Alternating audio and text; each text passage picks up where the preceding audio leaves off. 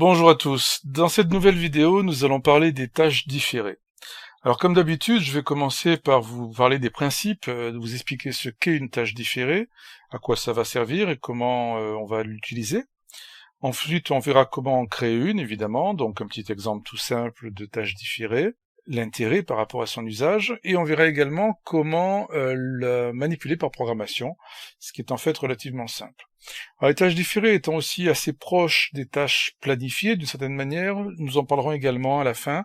Je vous expliquerai comment on peut créer une tâche planifiée et là aussi éventuellement à quoi ça peut servir. Alors dans un premier temps, le petit côté théorique, donc qu'est-ce qu'une tâche différée? C'est tout simplement une tâche que l'on va lancer, on pourrait dire en tâche de fond finalement, c'est un petit peu comme les threads dans WinDev pour ceux qui connaissent, où on fait tourner des choses en parallèle, c'est un petit peu la même idée.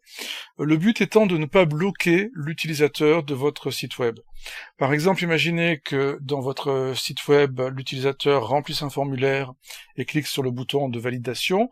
Derrière, il est censé recevoir, par exemple, un email. Bon, ben, l'envoi d'email peut prendre un certain temps. Si on le programme directement dans le bouton de validation, ça peut éventuellement bloquer, différer la suite des opérations pour l'utilisateur. Il peut rester bloqué tant que l'email n'a pas été envoyé, par exemple.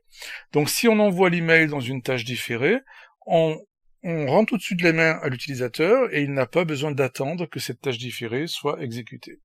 Voilà ce que c'est qu'une tâche différée. C'est quelque chose qui se lance en tâche de fond sur le serveur WebDev. La tâche planifiée, c'est presque la même chose. La seule différence, c'est que la tâche planifiée, on va la lancer à intervalles réguliers, on va la planifier justement, on va la programmer, on va lui demander de se lancer tous les jours, toutes les semaines, tous les mois, toutes les nuits, etc. Alors, pour faire ça, pour illustrer ça, je vous propose de simuler en tout cas, une petite page justement d'enregistrement d'utilisateur. Donc on va tout de suite ouvrir notre projet WebDev. Voilà, je suis revenu donc dans le projet WebDev. Je vous propose de créer une page qui va simuler, comme je disais à l'instant, l'enregistrement d'un utilisateur. Donc je crée une nouvelle page, ça vous savez faire évidemment. Allons-y, on va l'appeler, je vais l'appeler tâche différée, ça sera le plus simple pour vous y retrouver. N'oubliez pas que on se contente dans cette formation finalement de faire divers exemples variés. Voilà, donc j'ai appelé ma page tâche différée, vous voyez qu'il a enlevé les accents au niveau du nom de la page, ce qui est normal. Voilà, on simule donc un petit formulaire de saisie, on n'a qu'à mettre un ou deux champs de saisie, on se fiche complètement de ces champs en vérité, on va même pas les remplir, c'est juste pour le côté esthétique, et on va créer un bouton, voilà, qu'on va appeler valider. L'idée c'est que quand on va cliquer sur ce bouton valider, derrière on va appeler un code qui va prendre un certain temps pour faire quelque chose, et qui ensuite va par exemple revenir sur la page d'accueil. Donc là, je vais faire un clic droit, code, et je vais donc prendre un certain temps pour faire quelque chose, pour simuler ça, pour faire quelque chose d'un petit peu long. Moi, je vous propose de faire une petite boucle, voilà, de tourner par exemple 3000 fois, c'est arbitraire, hein, mais vous pouvez tester des valeurs différentes si vous voulez. Donc, pardon, égale, je fais les choses à l'envers, égale 0 to à 3000. Voilà, et on va faire un petit trace. Un trace où on affiche le i par exemple. Voilà, donc un petit compteur qui en tournant 3000 fois et en affichant son résultat dans une fenêtre de trace va prendre donc un certain temps à le faire. Hein. C'est tout simplement un moyen de mettre une temporisation et surtout de voir visuellement où il en est et ce qu'il est en train de faire. Voilà ce qui est intéressant ici. Et ensuite, on va afficher la page. C'est pas affiche page, c'est page affiche. Page affiche, afficher la page principale par exemple. Voilà.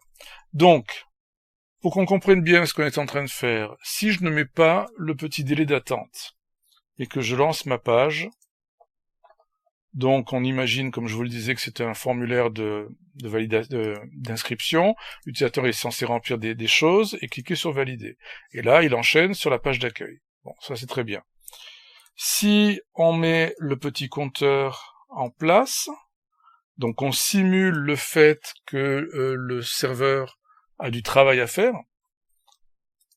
Je fais un go sur la page, voilà, et là vous voyez que l'utilisateur ne récupère pas la main. Il a cliqué, rien ne se passe, parce qu'en vérité le serveur travaille de l'autre côté, Et évidemment, il comprend pas ce qui se passe. Voilà, ça a marché, on est arrivé au bout. Donc, vous imaginez bien l'utilisateur un petit peu impatient, il va cliquer plusieurs fois sur le bouton, etc. Bon, c'est pas l'idéal. Surtout que le travail que fait le serveur, il peut le faire tout seul dans son coin, on n'a pas besoin de faire patienter l'utilisateur. Donc, comment faire pour différer, c'est l'objet de cette démonstration, différer ce délai d'exécution? Eh bien, la première chose que je vais faire, c'est mettre ce code dans une procédure. Donc, on va faire une nouvelle procédure globale. Il faut que ce soit une procédure globale, hein, au niveau du serveur. Voilà. Il me dit qu'il n'y a pas de collection de procédures déjà existantes dans mon projet, c'est normal, donc il va en créer une. Il va l'appeler procédure serveur, très bien. Ça me gêne pas. Et ma procédure, je vais l'appeler par exemple envoi mail confirmation. Alors on imagine, ce serait le cas dans un formulaire d'inscription, que derrière on envoie un mail de confirmation. Et dans ce mail de confirmation, on va y mettre bien entendu le code qui est ici. Voilà. Donc, et bien sûr, ce code, on va l'appeler ici. Alors, si je l'appelle ici en faisant un envoi mail de confirmation, voilà, pour l'instant, ça ne fait strictement aucune différence. Et si je teste la page, j'aurai exactement le même résultat. Donc, moi, mon idée, c'est que cet envoi de mail de confirmation se fasse donc en tâche de fond, et que je récupère la main tout de suite, que l'utilisateur surtout récupère la main tout de suite. Donc pour ça, je vais aller dans ma collection de procédures et je vais différer cette tâche. Pour cela, vous allez en haut, dans la partie déclaration ici, qui déclare la tâche elle-même, enfin la procédure plus exactement, et vous allez cliquer sur la petite horloge qui est ici. Voilà, il faut la voir, il faut savoir que c'est un bouton, mais c'en est un. Voilà, c'est ce qui vous permet de définir un timer, par exemple, ou un thread, donc comme on a pour ceux qui connaissent dans WinDev déjà. Mais ici, je vais utiliser cette option qui est donc spécifique à WebDev. Je vais faire donc une tâche non pas planifiée, on en parlera tout à l'heure de ça, une tâche différée. Voilà, une tâche différée. Alors pour une tâche différée, vous allez pouvoir définir si elle doit utiliser le contexte HFSQL ou pas, c'est-à-dire que à l'endroit où vous appelez la tâche différée, si vous étiez en train d'utiliser des fichiers HFSQL, est-ce que dans la tâche différée, vous devez récupérer le contexte de ces fichiers? Autrement dit, les fichiers ouverts, la position des enregistrements dans le fichier, etc. Là, en l'occurrence, je m'en fiche complètement, ça n'a rien à voir, puisqu'il va faire quelque chose de totalement indépendant, et de toute façon, je gère pas de fichier HFSQL dans cette page. Ensuite, on peut donner une durée maximale d'exécution au niveau des tâches différées pour éviter qu'elles durent tout longtemps, dans le cas où elles plantent, ou elles bouclent, je ne sais quoi. Donc ici, on a 2 heures, ce qui est déjà pas mal.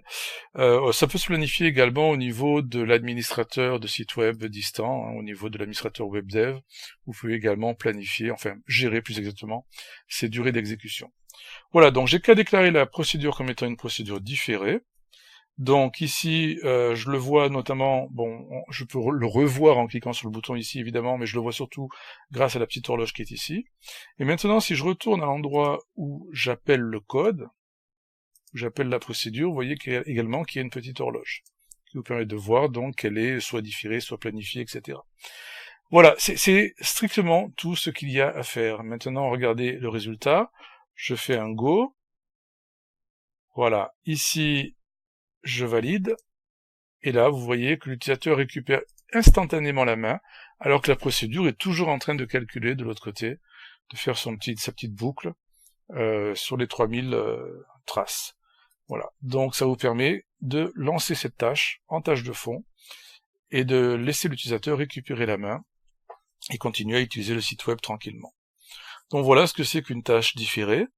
Un détail du point de vue de la programmation, ici on appelle la tâche différée tout simplement par son nom.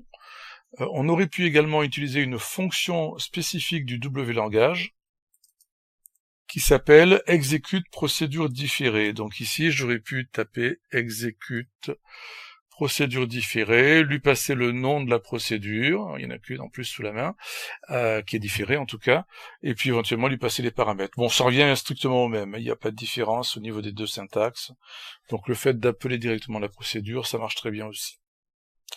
Voilà, donc pour la tâche différée, vous voyez que c'était relativement simple. Sur le même principe, puisqu'on est là, vous avez aussi les tâches planifiées. Donc là, imaginons, on va le faire juste pour la démo, en créer une, pour vous montrer les options au moins. Voilà, imaginons que je crée une tâche, je vais l'appeler tâche de nuit, parce qu'une tâche planifiée, typiquement, c'est le genre de choses qu'on va lancer, par exemple, la nuit, ou tout au moins à intervalles réguliers, si c'est pas la nuit, et qui va faire, par exemple, un travail un petit peu long. Ça pourrait être une tâche, par exemple, qui va vérifier que les gens n'ont pas quelque chose à faire, et en fonction de ce qu'ils trouvent, leur envoyer des mails, par exemple. Voilà, donc ici, vous mettez le code que vous voulez, peu importe, je vais pas le faire, hein. Je vous montre simplement les options, et sur le bouton qui est ici, sur le même principe, on va prendre tâche webdev, et cette fois, donc, on va la définir comme tâche planifiée. Et donc là, vous avez plein de possibilités, vous voyez, tous les mois ou certains mois, tous les jours ou certains jours, et enfin, pour les heures, même principe, une heure précise, plusieurs heures, horaire personnalisé, voilà.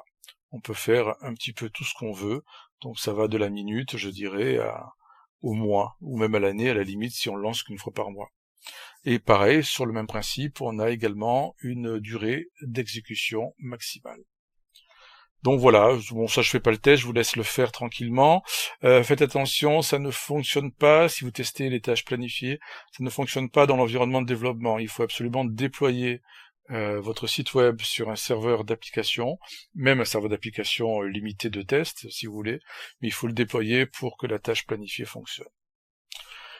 Voilà, vous voyez, c'était relativement simple, ces histoires de tâches planifiées et tâches différées. J'espère que cette vidéo vous aura intéressé. Je vous dis merci et à très bientôt pour la prochaine vidéo. Au revoir.